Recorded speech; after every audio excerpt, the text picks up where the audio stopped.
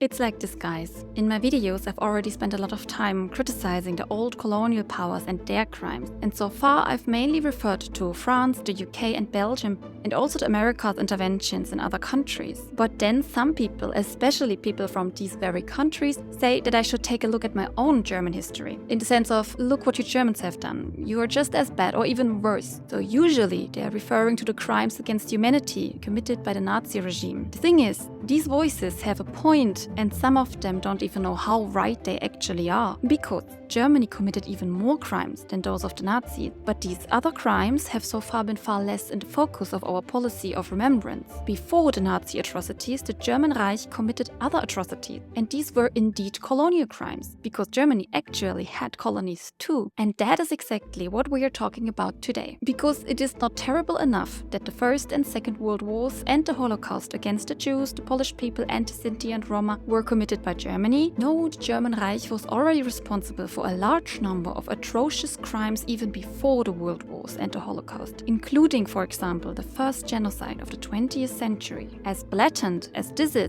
it is all the more strange that it was not talked about for so long, and that the mass murders in the so-called protectorate, the colonies, were nothing more than a footnote to the German historical consciousness. One reason for this was that after the Second World War, German colonial history was long overshadowed by the Nazi era in the public memory. Of course, there were also other reasons for this, but we will come to that later. For a long time, the German colonial period, which officially only lasted around 30 years, was treated more as an episode of history that could easily be neglected, as if it had not really been a part of German history at all. So a certain historical ignorance was practiced. It is only relatively recently that the topic has found space in the public debate, and especially since 2021, it has even become a real subject of controversy here in Germany. So why is that so? Why did it take so long for the former colonial powers, but especially Germany, to address the question of historical responsibility for the colonial era in the first place, let alone confront it? Are we all suffering from colonial amnesia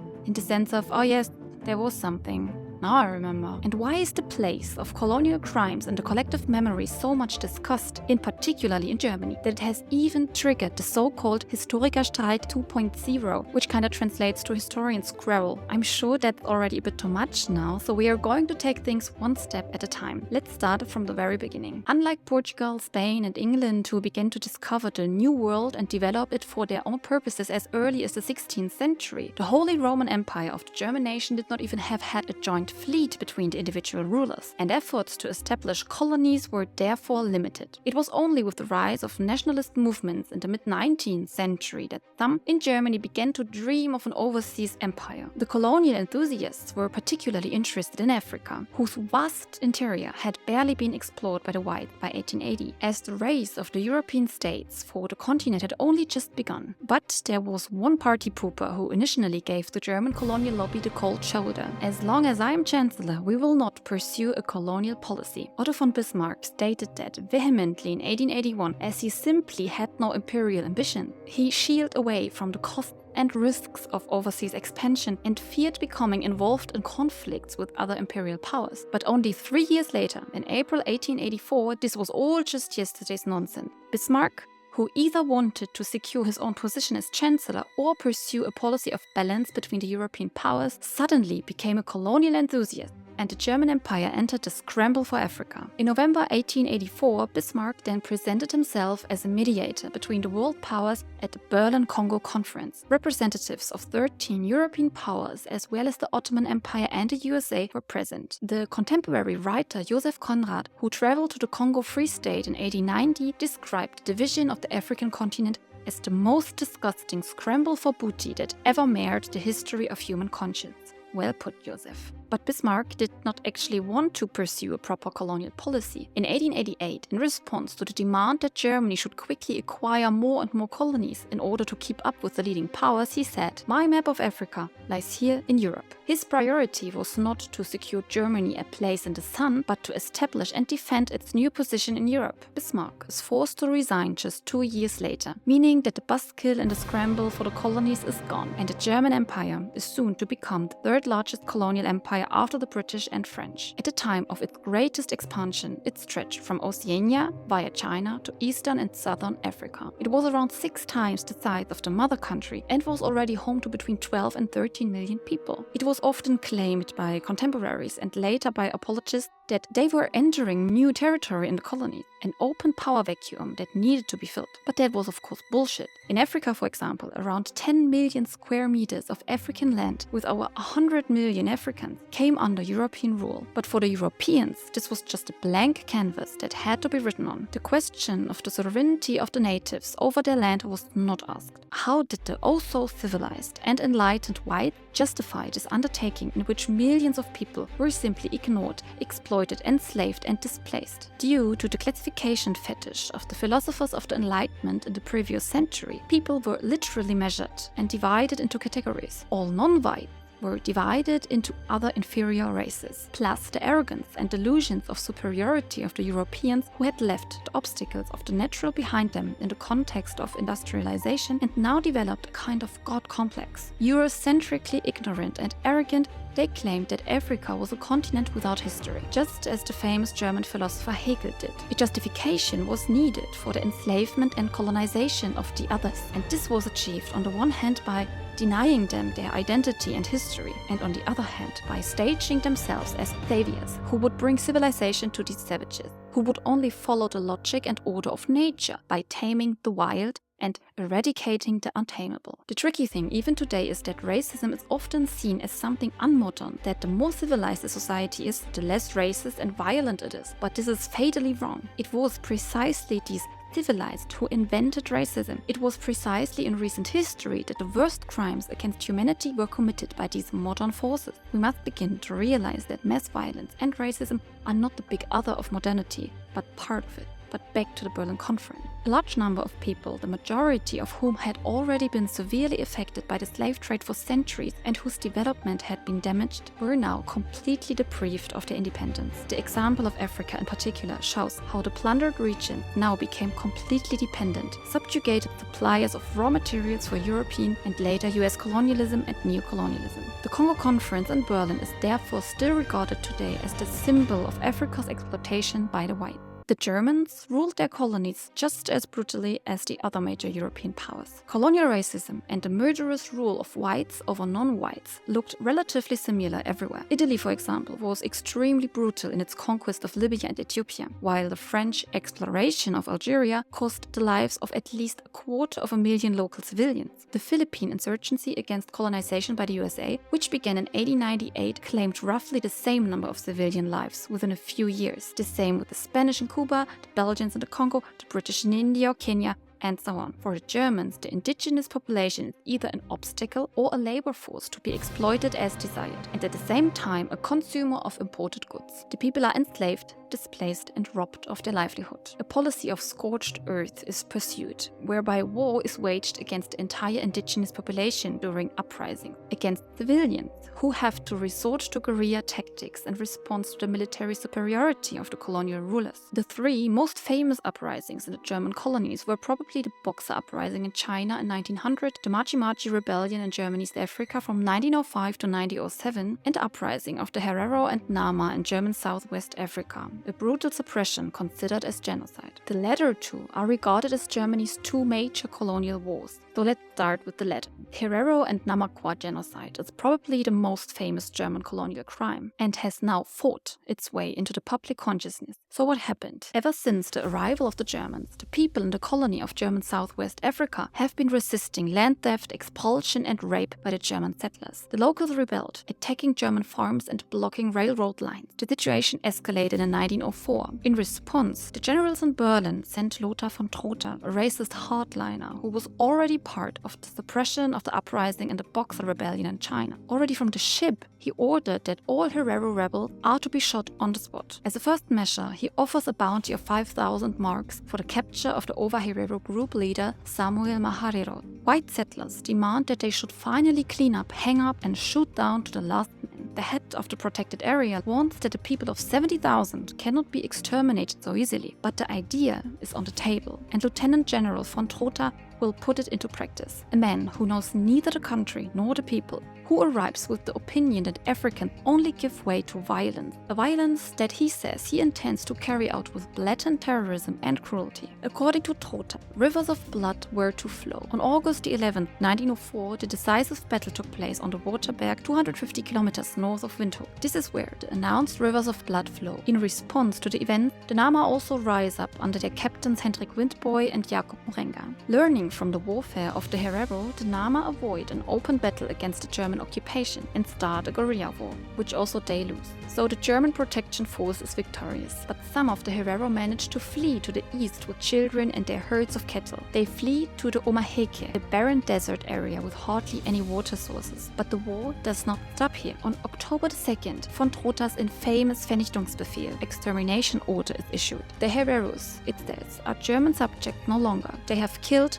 stolen, cut off the ears and other parts of the body of wounded soldiers, and now are too cowardly to want to fight any longer. The Herero nation must now leave the country. If it refuses, I shall compel it to do so with the long tube, he means the cannon. Any Herero found inside the German frontier, with or without a gun or cattle, will be executed. I shall spare neither women nor children. I shall give the order to drive them away and fire on them. The Germans now chased after the people fleeing, shooting at them as they were approaching the water points. As a result, most of them die of thirst and starvation. But also this was not the end of the colonial policy of extermination. 2 months later, Trota's extermination order was revoked, and the remaining Herero and Nama people were interned in concentration camps. The Herero lost around 80% of their population, the Nama half. In total, up to 100,000 men, women and children were shot, stabbed, left to die in camps or succumbed to dehydration. Another war, in fact the largest colonial war in the history of the African continent, broke out in East Africa in 1905. This colony, like most of the other German protectorates, is unprofitable and costs the Reich more than it brings in. The colonial governor Gustav Adolf Graf von Götzen therefore introduced a poll tax here in 1901. Anyone who could not pay this tax was forced to do forced labor. For example, people have to grow cotton for export, which is very labor intensive. As a result, they can no longer cultivate their own fields or feed their livestock. In the empire's most populous colony, the locals then rise up.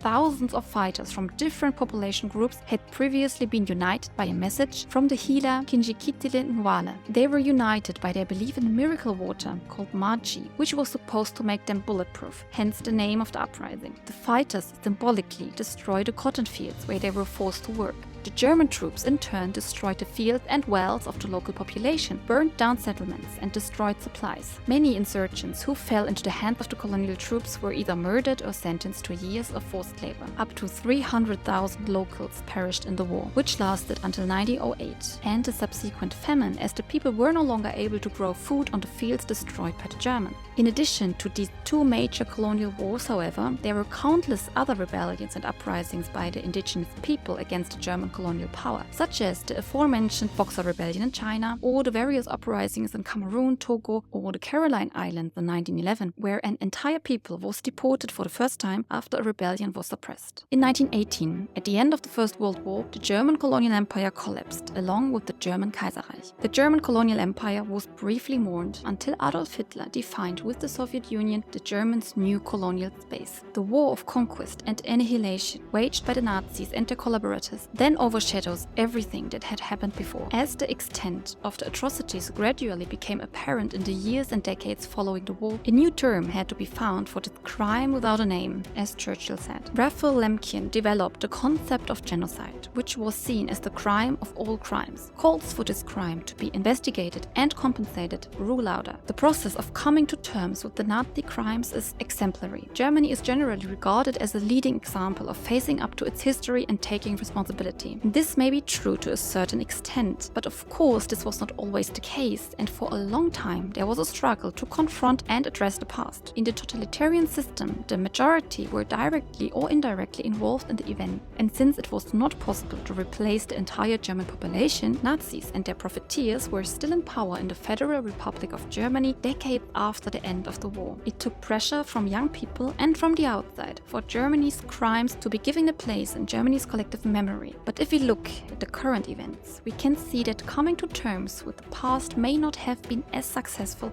as it is often claimed. First of all, Jewish institutions in Germany are under round-the-clock police protection. An assassin tried to storm a synagogue in Halle in 2019, and now in 2023, 85 years after the Reichspogromnacht, stars of David are once again being painted on the houses of Jews to mark them. But it is not just Jews who are being subjected to these attacks. According to new statistics, black people are facing the most racism in Germany in an EU-wide comparison, and the NSU has been murdering across the country for 10 years. In 2020, 9 people were killed for racist reasons in the attack in Hanau, with the murderous racism being directed primarily against people with a Muslim background. Even if German remembrance policy can of course celebrate successes, the growing anti-Semitic and racist violence and the rising popularity of an openly extremist right-wing party show that Germany's efforts to come to terms with the past have, it has to be said, failed in part. And when people talk about the politics of remembrance, they are primarily referring to the Holocaust of the European Jews. The place of colonial crimes in the collective memory is still a matter of debate. In any case, the process of coming to terms with colonial crimes began comparatively late and did not happen voluntarily. Why might that be? Well, quite simply because colonialism put Europeans in a privileged position. The profiteers of colonial policy and its crimes are reluctant to reflect on the causes of their wealth. At the end, someone says the bad R word, reparation. Even I didn't realize many of these things for a long time. For example, I live in Hamburg, in the north of Germany. Some merchants here made it to immense wealth by buying land in the colonies or through overseas trade, like Adolf Wörmann. Several streets here are actually named after him, and there's still the Afrika House, where Wörmann had its headquarters. Wörmann had profited directly from the genocide of the Hereros and Namaqua, and his wealth acquired through human suffering was never questioned. Even today, in 2023, the Wörmanns are still active in Africa and doing big business. The same applies to the famous Hamburg Zoo, which enjoys a reputation as a family-friendly attraction. However, Hagenbeck Zoo has a dark past. It used to be a zoo for humans. People from Africa, the South Pacific and South America were exhibited and stared at alongside animals as alleged cannibals,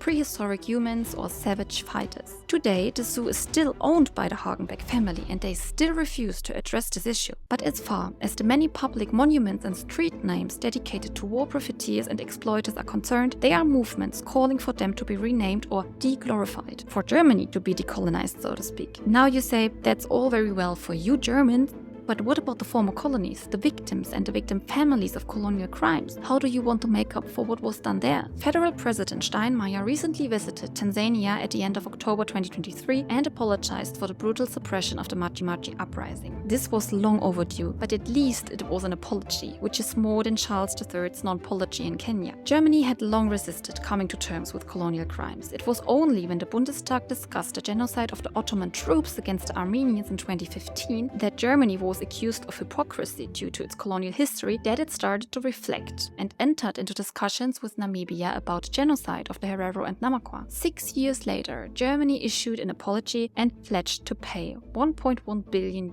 However, the agreement has not yet been signed, partly because the Herero and Nama themselves were not involved in the negotiation, which is a scandal in itself, and partly because Germany accepts moral and political guilt for the genocide in the agreement, but not legal guilt, thus ruling out any demands for reparations. This €1.1 billion, which is to be paid out over a period of 30 years, is therefore not declared as reparation, but as development aid. This is why the lawyer Patrick Kauter has filed a lawsuit. However, there have long been demands for investigations, restitution and reparation, particularly since the Europe-wide discussions about looted colonial art. Now the former colonial powers have had to acknowledge their responsibility. In 2011, over 100 years after the genocide, the skulls of the Herero and Nama were returned from Germany to Namibia. This was followed in 2019 by the whip and Bible of Namibian freedom fighter Hendrik Witbooi. However, the most media effective was probably when works of art from the former Kingdom of Benin were returned to Nigeria in 2022. Many other works of art are still being disputed. The most famous example is probably the bust of Nefertiti, which has now been in Germany for 100 years and will probably remain here for the time being. The realization that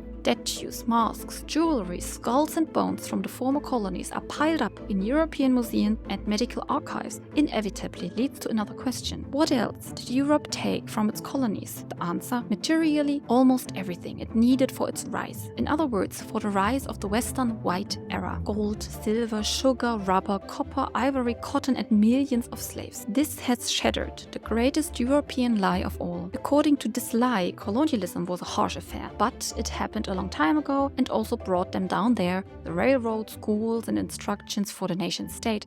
So we brought modernity. This kind of apologetics was and is also a reason why it took Germany far too long to take its rightful place as colonial criminal among the other major European powers. But now that the topic is finally being given more space in the public sphere, the next question arises. How can German colonial crimes be categorized in the collective memory? What space should these crimes occupy in the public consciousness in relation to other crimes of the past? Perhaps you already know exactly where this is heading, namely the so-called Historikerstreit 2.0. Perhaps this is difficult to understand for someone who was not socialized in Germany, but in abstract terms it is about thinking about the relationship between colonialism and National Socialism. To put it provocatively, two camps are irreconcilably opposed to each other in this discussion. Some want to integrate the colonial crimes of the Germans into the collective memory, which has so far been monopolized by the commemoration of the Holocaust. Others see the danger that a new focus on colonial history could call into question the singularity of the Holocaust, relativize its significance and thus encourage revisionist, meaning neo-fascist tendencies.